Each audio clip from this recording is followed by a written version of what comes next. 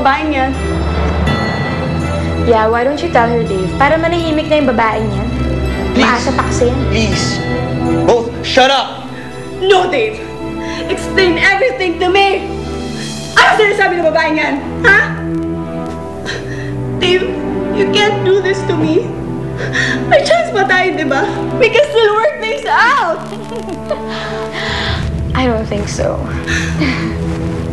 Ulunti ka! Ulunti ka! Ulunti ka!